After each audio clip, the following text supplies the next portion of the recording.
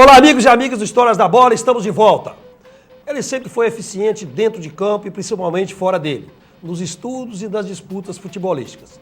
Embora sempre muito talentoso para jogar futebol, José Mauro Ferreira de Sá, o Catita, nunca se descuidou dos estudos e teve na formação acadêmica a sua prioridade, formando-se em engenharia, com 2 especializações e correu boa parte do mundo atrás do sucesso na profissão e, em paralelo, sempre jogando bola.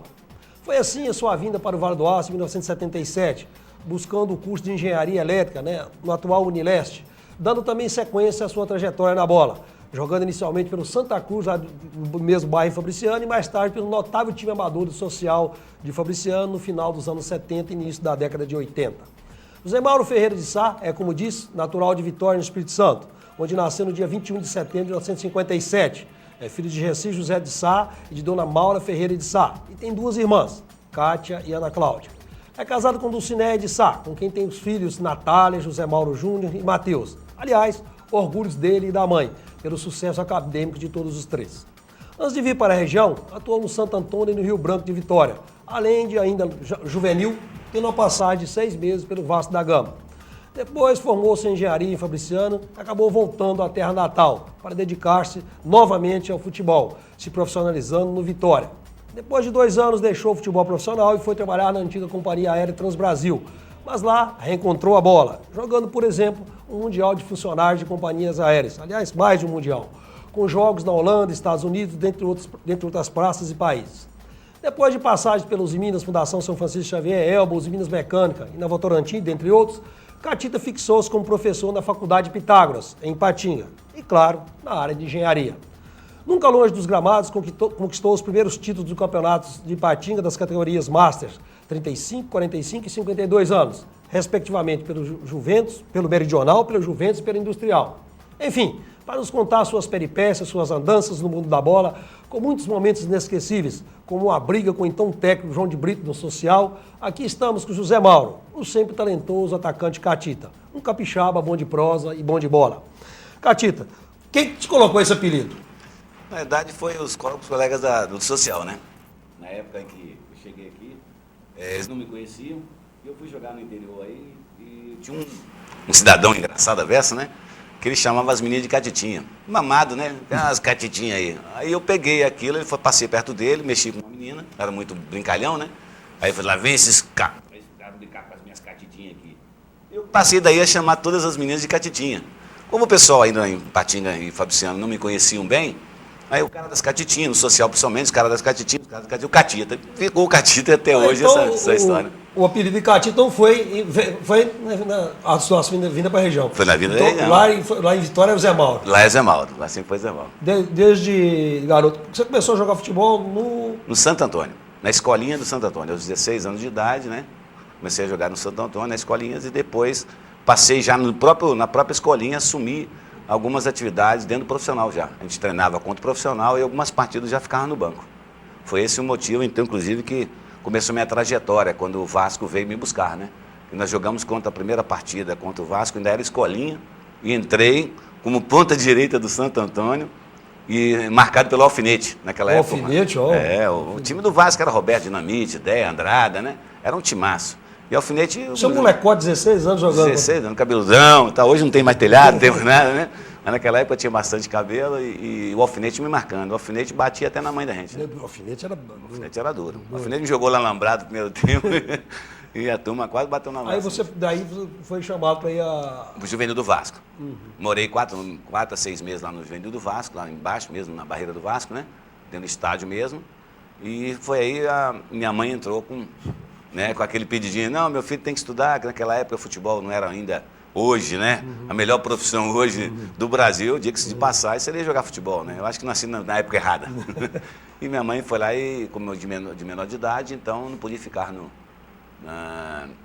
Vasco sem autorização da minha mãe e do meu pai. E aí não pude ficar e voltei para Vitória. A dona Maura bateu o pé e trouxe de volta. Bateu pesado, tem que estudar.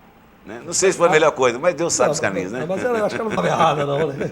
Verdade. Mas depois desse retorno para a Vitória, você foi para o Rio Branco, antes de vir para a região. Isso. Aí quando eu retornei, meio chateado, né? Fiquei um tempo sem jogar bola, ainda meio muito assim, magoado com essa história do largar o Vasco ainda.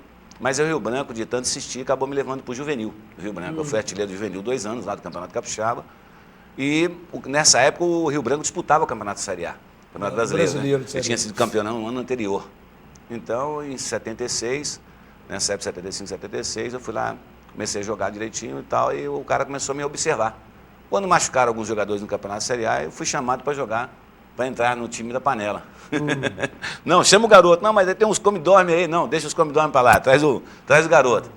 E aí eu entrei na partida contra o Avaí, Santa Catarina. Depois entrei contra o Internacional Beira-Rio, já era titular absoluto, já do Rio Branco, né? Joguei a partida, inclusive, toda, não fui nem substituído. E depois eu joguei contra o Caxias. 3 partidas, né? Que me deixaram nível. 17 a 18 anos, né? Molecote, tinha 18 anos na época. Aí veio o Avaí de Santa Catarina, o Botafogo do Ribeirão Preto e o Fluminense do Rio de Janeiro. 3 times que queriam me levar. Mas aí a mãe sempre... Não, tem que estudar. Foi a época, então, que me deu... Resolvi fazer vestibular aqui, em Fabriciano. Por que fazer vestibular em Fabriciano e para engenharia? Qual a influência de quem? Basicamente meu pai, né? Meu pai trabalhava nas centrais elétricas do Espírito Santo e eu tinha muito sonho, desde garoto, de ser engenheiro eletricista, né? Então isso aí me incentivou muito. Quando teve vestibular aqui, eu...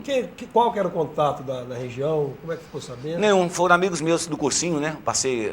na época o pré-vestibular. Isso, no pré-vestibular, fui fazer cursinho, tinha formado em ensino médio e fui fazer cursinho. E já tinha feito 6 meses de cursinho, até julho, quando me colocaram a informação de que haveria um vestibular aqui em Fabriciano. Eu honestamente, nem sabia para que lá ficava Fabriciano, né? E aí eu me candidatei, passei, falei assim, agora não tem jeito não, agora eu vou embora. Só não queria deixar eu jogar futebol, minha mãe não queria deixar, né? Falei, agora só não queria deixar, mas agora não tem mais jeito não, agora eu vou embora de casa. Vou, porque agora eu vou estudar. Não, para estudar você pode. Sair de casa para estudar podia, para jogar bola não podia. De jeito nenhum. Eu já pegava pesado. Né? Pegava duro. O único filho homem, né?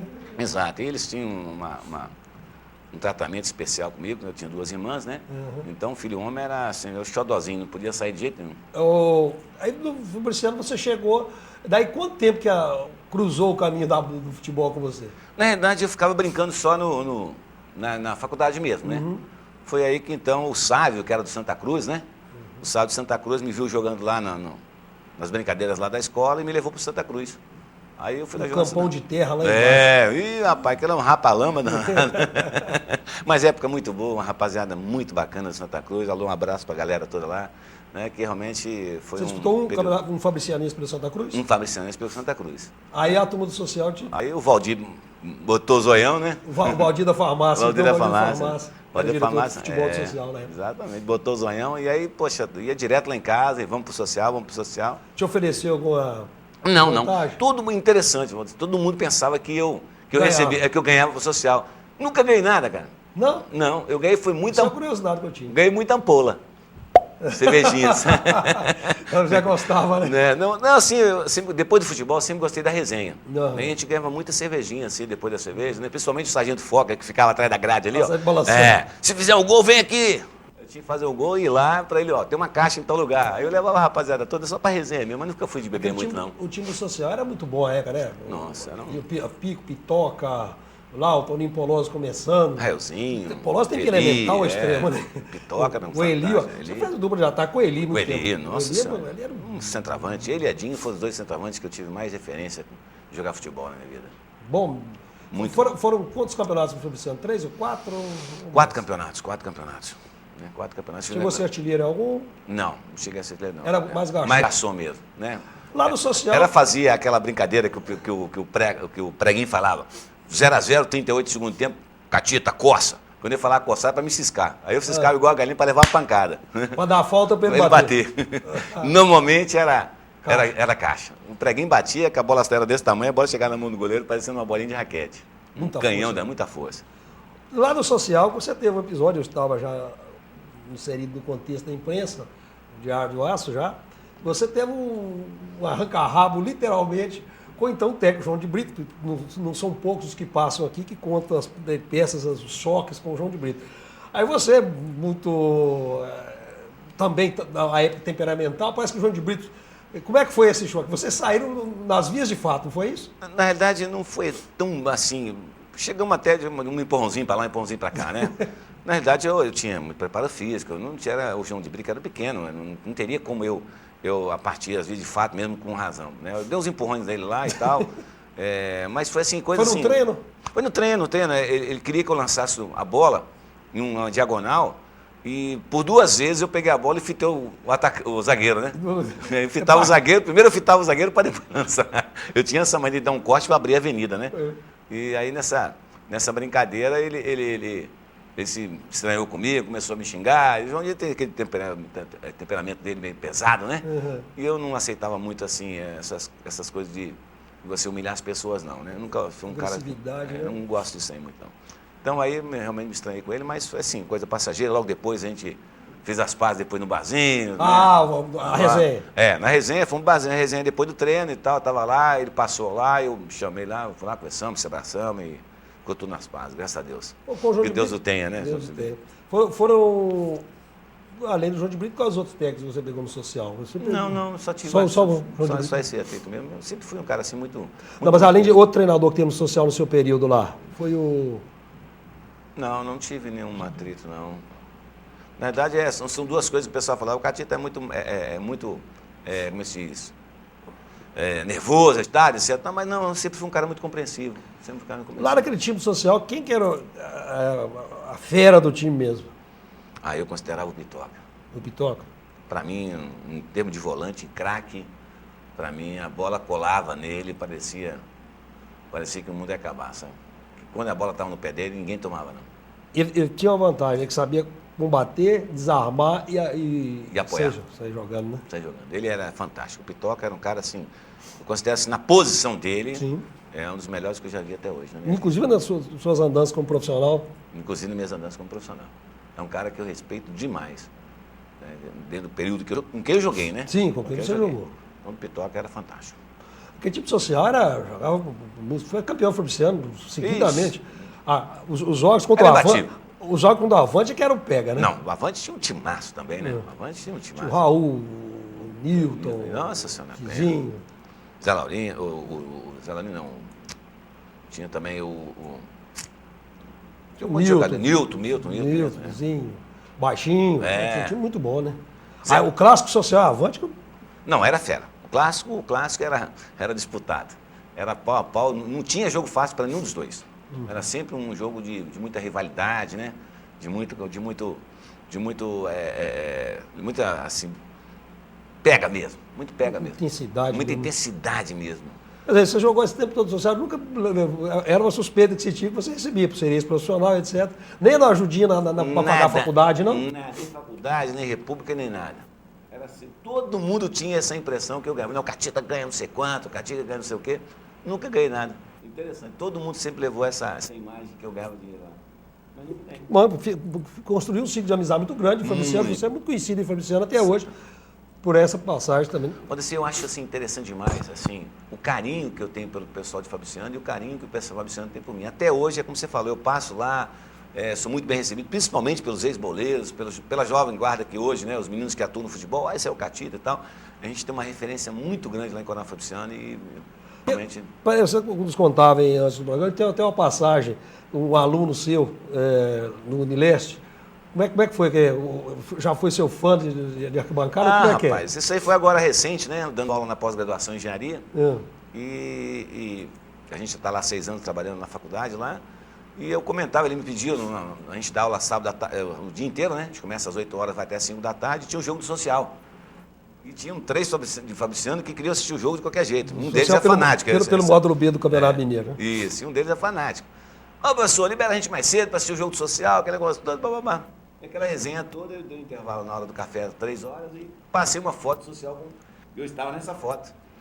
Aí, ele falou, nossa senhora, Pinho, eu conheci um social todinho. Eu falei, conhece nada? Falei, fala quem é. Aí ele foi escalando um por um. Aí você, esse aqui falando de tal, esse aqui falando de tal, esse aqui falando de tal. Esse aqui é o Catita. Nossa, o Catita jogava muito, não sei o que. Eu falei, é mesmo, rapaz, você conheceu ele? Conheci, então muito prazer, sou eu. Ele falou, pô, mas não é você? Esse cabeludão, não sei o quê, mamãe. Eu falei, não, sou eu mesmo, rapaz. Você tá brincando comigo? Eu falei, não, sou eu mesmo. Eu bati muita palma. Não, ele falou comigo, rapaz. Rapaz, eu ia lá torcer pra você, rapaz. Como é que pode ficar na grade gritando seu nome? Ele era moleque, rapaz, e tal. Acho que é uma passagem muito interessante do futebol. É uma passagem da bola. Sobre outras passagens, outras andanças, outras peripécias e fatos pitorescos da carreira do Catita, a gente vai falar no próximo bloco do Histórias da Bola. Voltamos rapidinho. Até já.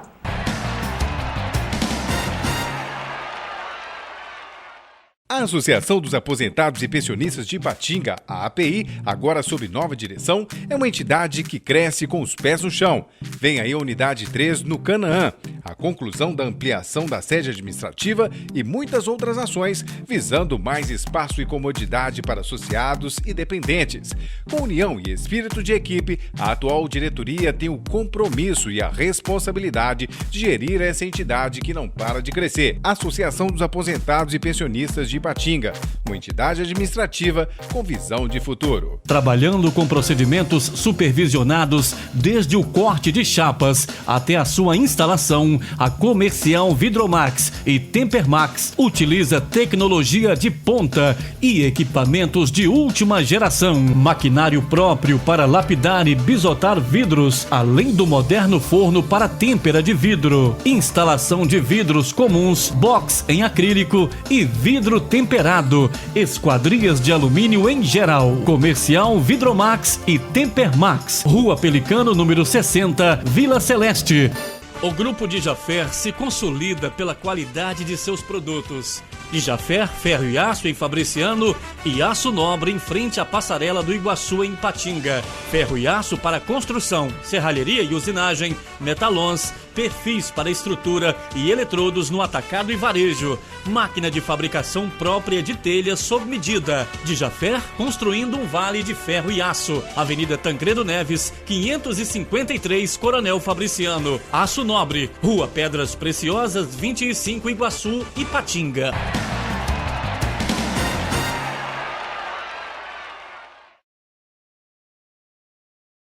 Olá, estamos de volta com Histórias da Bola, aqui nesse programa conversa com José Mauro Ferreira de Sá, o Catita, que ficou conhecido no futebol da região, um notável time do social do final dos anos 70 início dos anos 80, quando ele se formava em engenharia na antiga Pontifícia Universidade Católica, acho que na época era a Universidade do Trabalho em Fabriciano, me recordo, hoje o Unileste. E depois andou o mundo afora, antes já havia andado, e depois andou jogando bola por esse mundão, meu Deus, afora. E hoje, nos tempos atuais, né, atua nas equipes Masters de Ipatinga, tendo sido, inclusive, campeão 35, 45 e 52. Catita, na análise fria, o engenheiro Catita ou o futebolista Catita? Qual dos dois é o melhor? Eu acho que o engenheiro Catita.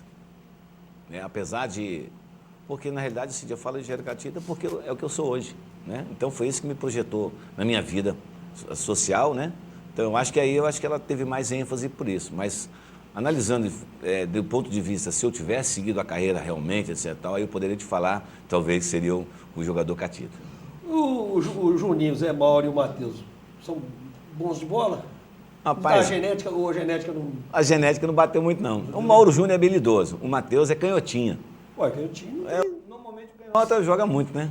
Mas os dois nunca, assim... se influenciaram muito pelo futebol, não? Não? Não. O Matheus gosta muito de estudar, o Mauro Júnior gosta mais de dança. Meu filho gosta muito de dança de rua, né? E ele pratica, inclusive teve no Rio agora, semana passada, participando também no concurso. Mas, por outro lado, outro esporte, né? Totalmente adverso ao que o meu. Você também nunca foi muita questão, não? Não, porque eu nunca gostei de influenciar meus filhos, porque eu tive a influência da minha mãe muito grande em cima de eu seguir a carreira de engenheiro e não seguir a carreira de futebol. Então, em função disso, eu preferi não interferir na vida dos meus filhos. Olha, eles vão fazer aquilo que eles gostam. Né? Porque eu sei, hoje, como engenheiro também, eu sei muito. Existem muitos profissionais na área de diversos ramos, né, que são frustrados por não fazer aquilo que eles gostam. E, evidentemente, não são bons profissionais. Porque você só é bom profissional quando aquilo você gosta que você faz. Quando você gosta daquilo que você faz, você vai ser um bom profissional. Seja ela a profissão que for, você sempre vai ser o melhor porque você faz aquilo por prazer. Não, exatamente.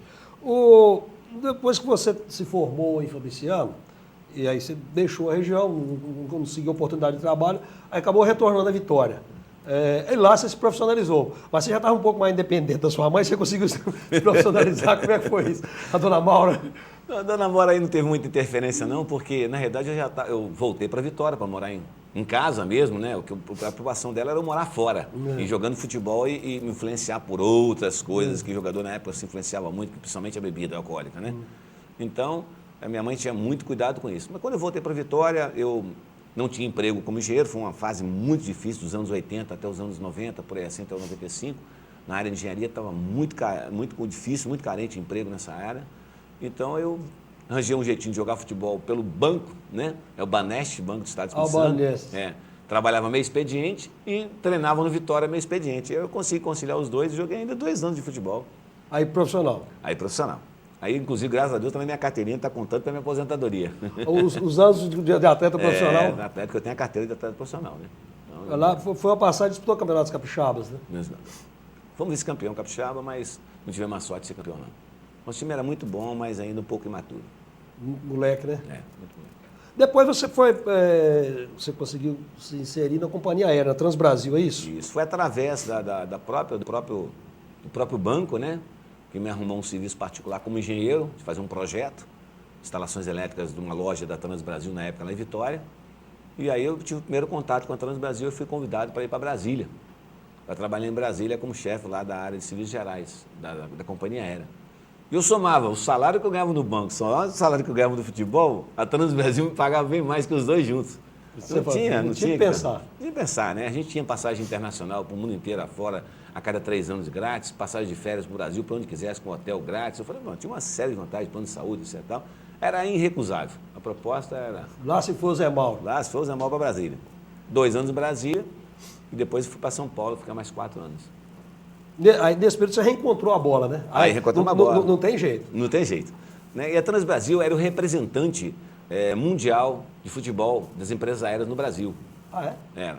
Então, ela fazia a seleção nacional, a gente disputava um campeonato interno no Brasil inteiro, a gente viajava para São Luís do Maranhão, para Belém.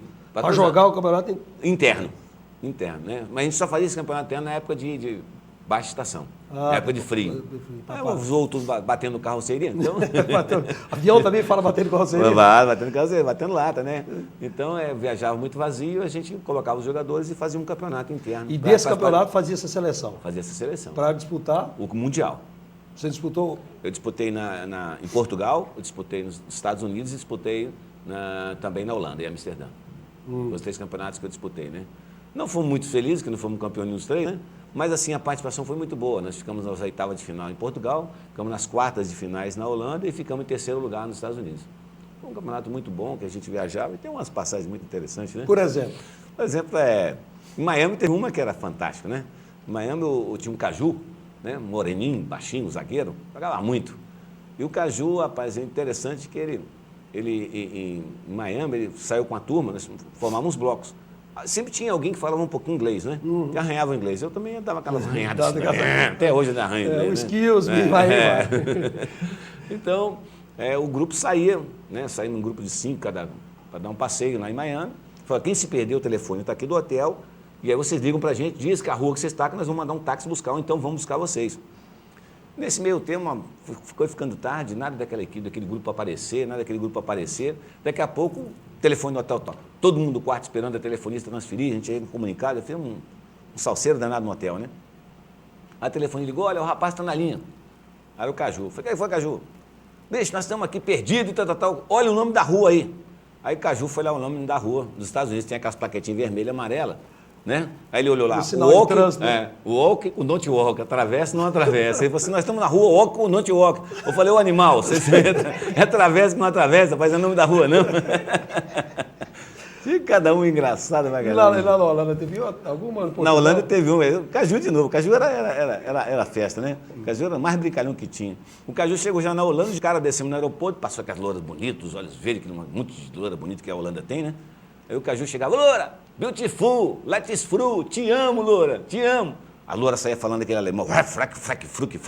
Isso aí, sei lá o que ela estava falando. Pisando duro para lá. Para lá. Na hora da gente ir embora, depois de 10 dias que a gente estava lá disputando o campeonato, acabou o campeonato, nós viemos embora. Lá e fomos passear no centro, Caju com as mesmas palhaçadas, né? Ô, Loura, beautiful, let's through, te amo, Loura. A Loura olhou para ele e falou assim, tinha que ser brasileiro mesmo. Logo brasileiro. Em plena Amsterdã, ele dá de cara com a brasileira e mexer com ela. Foi um cúmulo absurdo, que cocada. Tá? Foram quantos anos na Transbrasil? Foram 6 anos e meio. Maravilhosos. E de lá você retornou à região? Lá eu resolvi montar uma empresa para mim. Foi a hora que eu pedi conta da Transbrasil, né? para montar minha Antes empresa. que ela quebrasse? É. É gozado, né? Interessante. Não, mas muitos desses, quando ela quebrou, a gente encontra ainda muitos amigos ainda, assim, por alto, falando que está na TAM, está na Gol. Se inserirem inseriram em outras empresas pela sua no experiência. mercado, Né? né?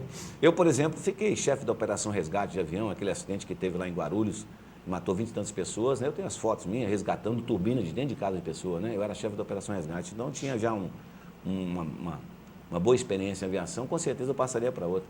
Mas eu preferi montar minha empresa. Apliquei meu dinheiro, veio o plano Collor, levou tudo. O plano Collor dos anos 90. Eu fiquei desempregado com 2 filhos nas costas. Foi a época mais Foi difícil da minha brava, né? vida. E o dinheiro foi todo resgatado e eu tinha surrupiado, aplicação de risco. literalmente. Né? Surrupiado, eu tinha aplicação de risco, era Open na época, né? Todo mundo tinha aplicação nessa época, foi premiado. Foi premiado. Uma aplicação que hoje era.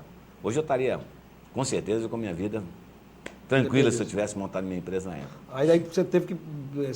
Aí eu voltei para o Espírito Santo, fiquei mais um ano lá, vendo o apoio do meu pai, até voltar para o Vale do Aço. Falei, eu vou voltar para o Vale do Aço, que nem diz que dessa água aqui, quem bebe não... Isso aqui é uma curiosidade. Não sai, né? Voltei para cá e comecei minha vida toda de novo, né? Dando aula na Escola Técnica Vale do Aço, 12 anos, Escola de Educação Criativa, até voltar para a Elba e aí comecei a entrar no circuito de novo. Reinserido no mercado de trabalho. Aí voltou para a bola. Voltei para a bola. A bola sempre do lado, né? Voltei para a bola. Essa criança aqui não me larga. Aí já estava jogando os Masters, né? Nós voltamos disputando o primeiro campeonato pelo Meridional, né? 35 anos. Paixão. O Paixão. Ô, time, nós tínhamos um time... O Genilson fez um time fantástico, né? Um time muito bom que ele fez no Master, nós fomos campeões e com mérito. No 35, No 35, né? E no mesmo ano nós formamos o 45 ainda, em 2007, fomos campeão também do Supermaster. 2 títulos no mesmo ano? 2 títulos no mesmo ano. E depois, mais para frente, você já foi... Aí no ano seguinte eu já fui para o Juventus, em 2008, fomos campeão também em 2008, Supermaster. E aí depois eu dei uma paradinha, depois voltei a jogar de novo, mas não fui feliz nos outros jogos. Joguei mais para poder não ficar parado mesmo, né? Não fui assim à busca de um título.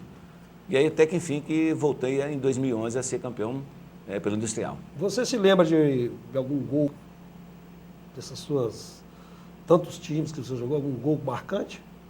Sim, em Vitória eu lembro quando eu jogava no Juvenil do Rio Branco. Né? São 2 gols que eu me lembro, um no amador e um no profissional. Sim. Não, desculpa, todos 2 no amador, um no Juvenil e outro no amador. No Juvenil do Rio Branco nós jogamos uma partida inesquecível contra a Desportiva, eu fiz um gol. Clássico, né? Clássico, né? Um clássico, eu fiz um golaço que está na história até hoje. E o outro foi pelo amador aqui, foi subindo aqui para Molevade, foi um gol que, jogando pelo Avante. Um amistoso pelo Avante. Amistoso pelo Avante.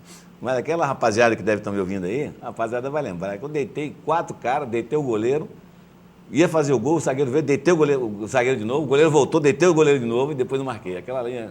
Fez uma graça, né? Não, aquela ali o pessoal até hoje deve guardar esse gol, nunca vou esquecer. Com a camisa do Avante. Com a camisa do Avante. Que você mais conhecido por social, amistoso com o Avante. Mas já foi agora, depois dos 40 e poucos anos, né? 45. Foi um gol assim inesquecível. Você já era Master já? Já era Master. Ainda fez uma graça? Ainda fiz uma graça.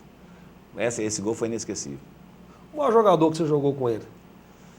Melhor. Você falou com o Pitoca, seria isso? O Pitoca, assim, destaque na sua posição, seria o Pitoca, com certeza. E atacante? Atacante, eu tenho 2 atacantes que eu guardo com muita lembrança, que é o Edinho e o Eli. Esses 2 atacantes. O Edinho e o Eli. 2 atacantes. Rápidos, eficientes? Rápido, eficiente. Todos os 2 não tinham bola perdida. Não tinha bola perdida. Não vamos dizer que eram habilidosos, não. Mas era um cara que se posicionava dentro da área, que é aquilo que o centroavante tem que fazer. É se posicionar bem na área e é estar acreditando em todas as bolas. Isso é fundamental para o centroavante. Porque quem joga de servidor, de garçom, são os meias, né? Que sou eu e o meio esquerdo, o meio direito, tanto faz que eu jogo nas duas. A gente tem a possibilidade, quando você vê um centroavante se mexendo, se movimentando bem dentro da área e fazendo o que esses 2 faziam, facilita muito o trabalho do meio do campo. Quando você não tem esses 2 jogadores de criatividade na frente para eles se mexerem, o meio de campo fica improdutivo. Ele fica rolando bola de lado a lado, que a gente vê mais no futebol hoje. A bola rola para ali, rola para cá, rola para ali, rola para cá, rola para ali. As jogadas de ponta, de ataque, objetividade, são muito poucas. Né?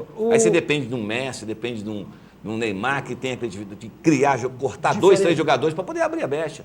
Senão não tem jogo. É mais difícil ser atacante ou mais difícil ser zagueiro? Eu acho que é zagueiro. Por quê? Eu acho que o zagueiro, porque ele joga de costa. Porque na física, né? Voltando para a engenharia, né? Vamos pôr a correlação, né, engenharia? Espaço é igual velocidade vezes tempo, né? Então, se a gente for falar pela física, até você virar, para você ganhar velocidade, o cara já passou por você. Então, aquele que tem a habilidade de movimentar um jogo de corpo, um lado ou para o outro, pouca movimentação, que dê um tapa na bola até o zagueiro pegar, ele sempre fica para trás, ele leva desvantagem. Jogar de costa é muito difícil. É o caso do centroavante também, que ele joga de costa para o zagueiro, né? O defensor joga de costa para a gente e o centroavante joga de costa. E normalmente o atacante ganha mais, né? O zagueiro ganha menos. Porque, se a missão mais árdua, vai ganhar menos. Porque atacante que não faz gol, né? Então ele não serve.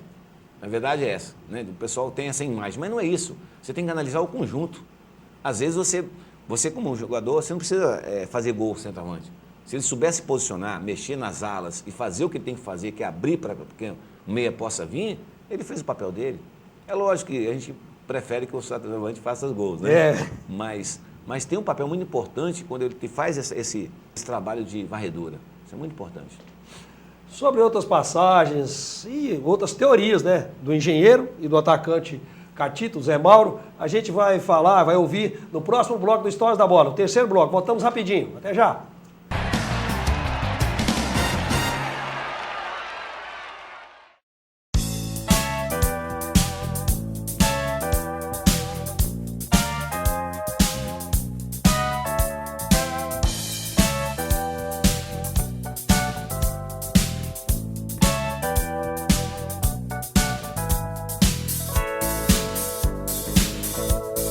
John Móveis, Avenida Alberto Giovannini, 141, bairro Betânia. Telefone 3826-6952. Não apague o sorriso de quem cuida da nossa cidade. Nossos agentes ambientais pedem a sua colaboração. Descarte seringas, cacos de vidros, espetos de churrasco, pregos e latas de conservas com os devidos cuidados. Embale-os antes do descarte. A gente cuidando da nossa cidade sem acidentes. Coleta Segura, o seu jeito de cuidar dos agentes ambientais. Vital Engenharia Ambiental.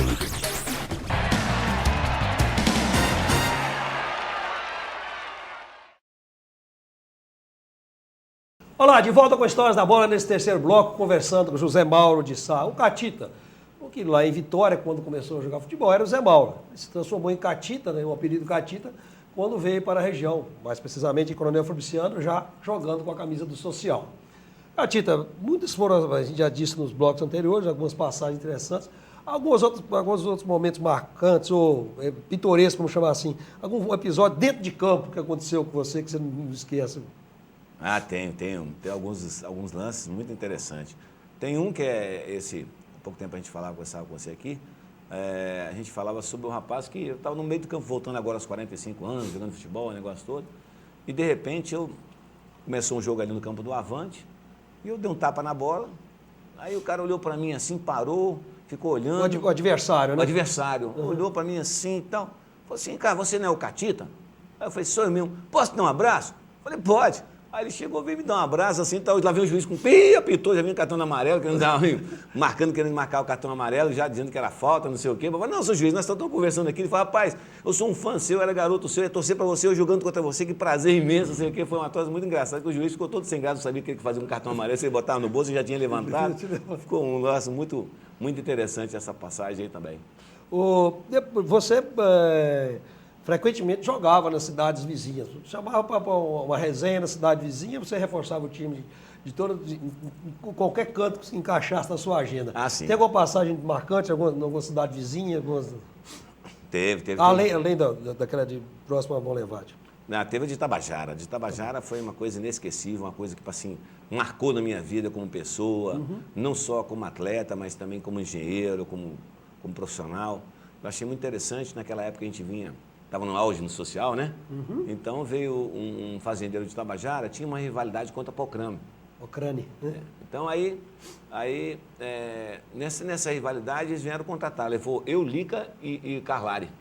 Para ir jogar pelo time do Tabajara. O Lica era o meio de campo do Avante. Aquilo era habilidoso, o Lica também era habilidosíssimo, nossa senhora. E aí nós fomos jogar lá.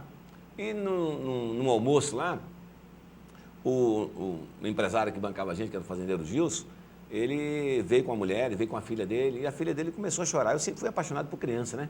Então ele começou a chorar e tal. Eu falei, posso pegar um pouquinho e tal? Meu cabelo danga, cara de moleque, né? A mulher não botou muita fé, não, né? Mas aí eu peguei a menina e comecei a cantar a música do Nana Neném. Nana Neném, que a Cuca vai chegar. Aí eu comecei a cantar aquela musiquinha, a criança parou de chorar e dormiu. E o interessante é que eu não, até então, para mim, foi uma novidade nenhuma, eu tive um carinho muito grande pela criança, etc. Tal. Fiquei lá até mais um pouquinho com ela, a mãe dela deixou. E aí depois, passado muitos anos, há 5 anos atrás agora, eu fui jogar ali perto de Caratinga, uma brincadeira nossa no Futebol Society. Quem eu encontro lá? O Gilson. Aí encontro o Gilson e tal, Catita, não sei o que e tal, aquela conversa nossa de boleiro e tal. Peraí que eu vou buscar minha filha em casa. Ele foi lá, buscou a filha em casa. Até então não estou sabendo de nada. Aí a filha veio com ele e tal, chegou perto de mim. Ela falou assim, esse aí que é o Catita? Falou assim, deixa eu te dar um abraço. E ela veio com o marido dela e a filha. A filha dela também. E aí me deu um abraço e falou assim, nossa senhora, eu fui criado com minha mãe cantando a música que você cantou para mim o dia que eu parei de chorar quando era pequeno.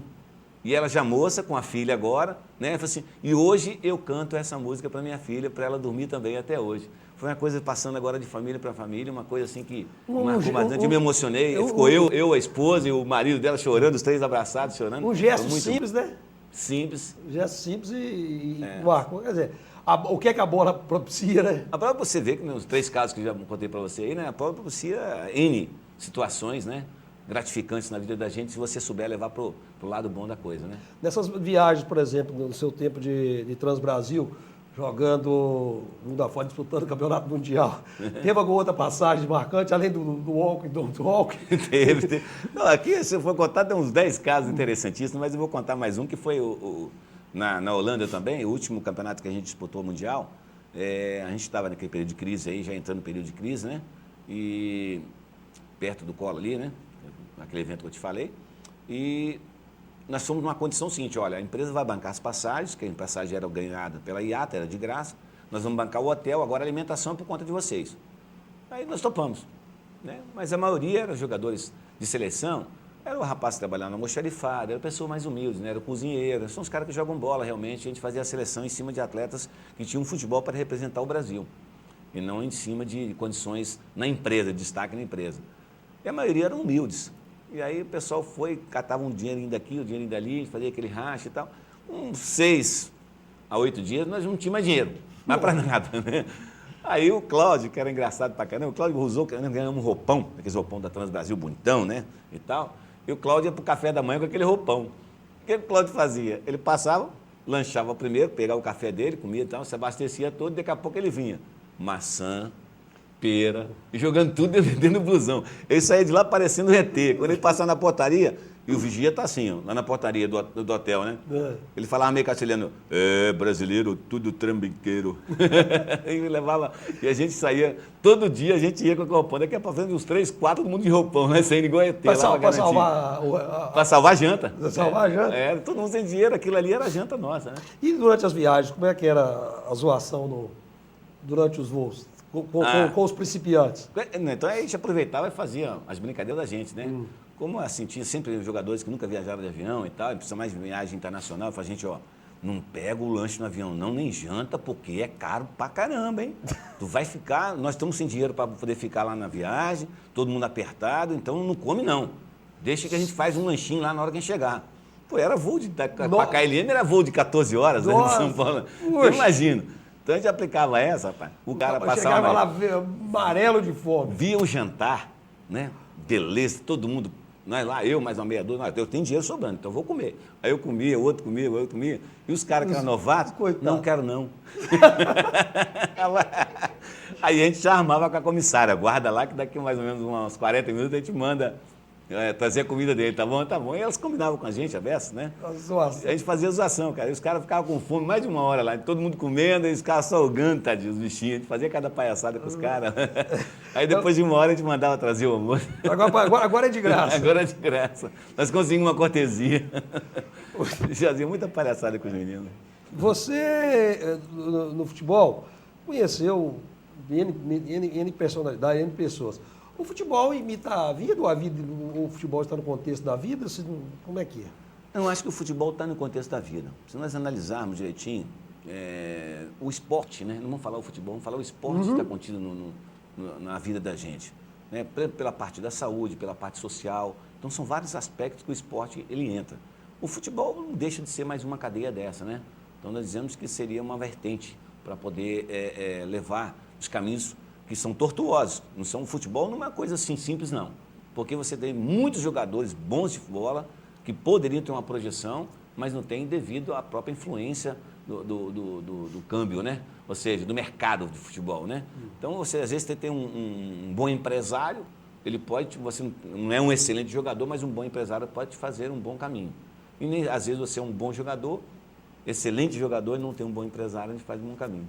Então, acho que ela está contida dentro do contexto do aspecto seguinte: você pode ser uma pessoa social, você pode ser uma pessoa envolvente, você pode estudar, você pode praticar seu esporte, você pode fazer tudo, e o futebol está contido nesse contexto, dentro da vida da pessoa. Assim como diversas situações da vida, nem sempre é justo, né? Não, não é justo.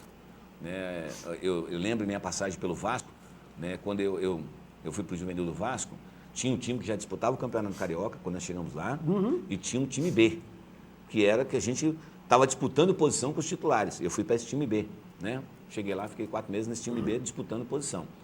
E a gente via que, além disso, vinham 3 a 4 times de garotos para treinar nos coletivos. Então, treinava o time A contra o time B. 40 minutos. O time A saía, ia para a sua preparação, o time B continuava, jogava contra o time dos 40 garotos que apareciam. E ali, a rotatividade desses garotos, tinha garoto que ficava 10 minutos jogando bola e já tirava e passava outro. Tinha 10 minutos. Como é que você vai mostrar um futebol? Isso não é oportunidade. Isso não é oportunidade, entendeu? Então, é uma loteria mesmo. É uma loteria. Então, e às vezes você vai para um time, você vê vários garotos aí que treinam meio tempo, né? E acha suficiente. Gente, futebol não se demonstra numa partida, não.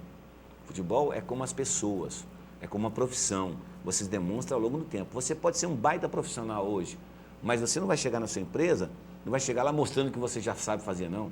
Você primeiro vai se interagir com a sua empresa, você vai entender do processo e dos procedimentos da sua empresa para você começar a mostrar o seu trabalho. Se você chegar lá querendo mostrar o seu trabalho, se você não conhece os procedimentos da empresa, você não vai a lugar nenhum. Você pode ter certeza. O futebol é a mesma coisa.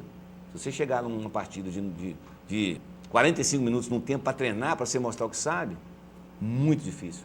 Então, ele é muito injusto nesse aspecto. Por isso que muitos ficam no meio do caminho, também por razão disso, né? Muitos. Eu digo que a maioria. Então, você também é adepto daquela, vamos dizer, daquela corrente, ideologia, que eu não queira, de que o jogador tem que ganhar bem, o futebolista tem que ganhar bem. Sim. Também por essas inconstâncias, incertezas e pela carreira curta. Sim, principalmente pela carreira curta, né?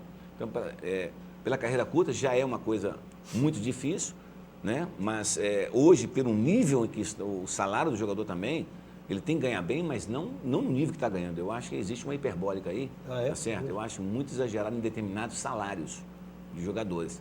Né? Tá certo que eu acho que ele tem que ganhar muito bem, porque a carreira é muito curta. E também, para chegar onde ele chegou, também, como a gente estava conversando, é muito difícil. Mas eu acho que tem salários hiperbólicos. Fora de qualquer questão. O futebol talvez seja o único meio em que o gestor, entre aspas, não se projeta, não se programa, não se planeja em termos para fechar as contas, né? Vai gastando regradamente, daí porque, no caso do Brasil, os futebol todos quebrados. Quebrados, sem crédito, não digo quebrados, sem crédito. Falta planejamento. Eu acho que o futebol ele é muito carente de planejamento. Tudo que se faz numa vida se parte de um planejamento. Né? E você não pode planejar o futebol para retorno imediato. Você tem que a médio e a longo prazo. A maioria do futebol brasileiro ele quer retorno de imediato. Então faz contratações homéricas, tá certo? Com poder aquisitivo pequeno, quer contratar jogadores de alto nível, tá certo? E aí o que acontece? Ele deveria, aquilo que o Brasil já acordou há muito tempo, que os países europeus já fazem há muito tempo, que é trabalhar essas condições de base, que o Brasil acordou tem pouco tempo, né? Ela deveria ser mais incentivada. Mas só que hoje o trabalho de base ainda não está no nível que a gente quer. Falta muito para o Brasil. Formação, né? A formação. Falta muito para o Brasil chegar ao ideal. Você vê, por exemplo, vamos falar da Holanda, vamos falar da Alemanha. O trabalho da Alemanha, por exemplo, É o caso clássico, né, da Alemanha. Você vê o nível do futebol alemão está hoje. O 7x1 não foram por acaso, não, né? Não foram por acaso, não foram por acaso. Você vê que eles não se preocuparam, nas últimas Copas não ganharam nada, mas planejaram. Planejaram para chegar ao nível que está hoje. Então, hoje estão no ápice hoje. Por quê? Porque foi planejamento. Assim, nós vamos perder a Copa tal, mas nós vamos se projetar para a Copa tal com paciência. Isso. Que é o planejamento. O imediatismo, mas é próprio quase que do latino esse esse sangue quente, de resolução rápida, de resolver. Acho que abaixo da linha do Equador, né? não tem neve, não tem. Aí o sangue mais quente, como é que é isso? Deve ser por aí mesmo, acho que é por aí que eu acho que o latino-americano acho que trabalha, sabe? Porque você vê que, por exemplo, quando joga Brasil e Argentina, parece que vai sair faísca. Né? Pode ser o sub-15, o sub-16, sub-18, sub-20. Pode ser pelada, travinha de anjo, campo careca e bola de leite furada. Pode ser desse jeito. Vai ter rivalidade, é o sangue quente e eu acho que esse mediatismo... Muita emoção, menos razão. Menos razão. É mais sangue quente mesmo, é mais explosão. E a coisa não funciona assim. A era do martelo já acabou. Né? Antigamente a gente aprendia tabuada levando, eu levei muita reguada na mão para aprender tabuada. Não se aprende mais tabuada. 2 mais 2, 2 vezes 2, 2 vezes... Nós sabia, pá, é reguada. Hoje em dia, mas o professor hoje ele é amigo do aluno, ele traz o aluno. Eu, como mestre já há 30 anos de cadeira em sala de aula, eu posso dizer com muita franqueza, eu tenho muitos admiradores, alunos meus, graças a Deus, muitos admiradores, porque eu me faço amigo do aluno para ele gostar de mim, para ele depois gostar da minha matéria. Porque, na verdade, a matéria que você leciona não é simples, essa de cálculos, a área de engenharia, muito cálculo ela não atrai, por mais vocação que o aluno tenha, por mais entusiasmo que se tenha, não é fácil. Sem dúvida. Se você não colocar isso como um parâmetro, ou seja, primeiro gostar do professor para depois gostar da matéria, você consegue fazer isso, né? Professor meu de física, eu odiava física quando era garoto. Nossa, você tá louco, cara. Falava em física para mim, eu tinha horror. Na época de cursinho, antes do cursinho, aí na época do cursinho chegou um professor lá com 2 óculos desse tamanho, de tamanho para dar aula. Eu falei, quem é esse maluco? E o cara fez eu gostar dele. E eu passei a gostar de física, e quando estava fazendo engenharia, passei a ser professor de matemática e física. Então, eu acho que primeiro você tem que gostar do professor para depois você gostar da matéria. Então, tudo aquilo que eu volto àquele assunto que a gente falou, né? Primeiro a gente tem que gostar daquilo que a gente faz. O que ficou do futebol em sua vida, o que vai ficar para sempre? Foi amizade. Eu acho que isso, eu volto a dizer, não tem coisa igual, sabe? A amizade, o carinho que você tem, o relacionamento com as pessoas. Eu vi o Guga na entrevista esses dias aí, né? E voltou a Roland Garros. O carinho, o carisma que a França tem com ele. Eu acho que esse carinho... Aqui não tem preço, né? Não tem preço. Eu vou lá em Fabriciano, eu vou nos campos de futebol, ver o carinho que certos jogadores têm comigo, certas amizades com certos amigos, como você e outros amigos que a gente tem aí, o carinho que a gente tem um pelo outro. Isso não tem preço, cara. Isso eu acho que é o mais marcante dentro do futebol. Alguma mensagem final? O momento é oportuno, estamos, infelizmente, encerrando o programa. Eu acho que a mensagem que eu deixo é a seguinte: busquem ser feliz, façam aquilo que ele gosta, dentro do futebol, né, nunca desistam, é sempre um dia de começar, né, para que você possa ser feliz no seu futuro. Obrigado, Catita. Obrigado a você, Foi um prazer. Foi um prazer. E com o Zé Mauro Catita, né? Virou Catita quando veio para o Vale do Aço, né? E do Vale do Aço nunca mais vai sair. Veio o capixaba, o capixaba mais mineiro que tem. É verdade. A gente produziu mais uma História da Bola e para você, especialmente telespectador e telespectadora, muito obrigado uma vez mais pela companhia e até o próximo programa, se Deus quiser. Até lá.